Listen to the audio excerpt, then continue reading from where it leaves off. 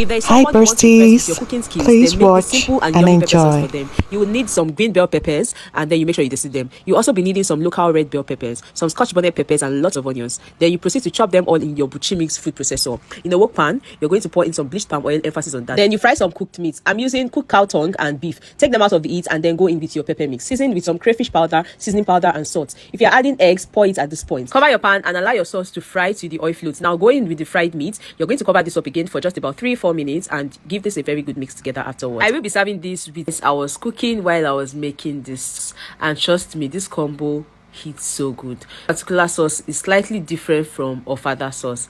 Bye.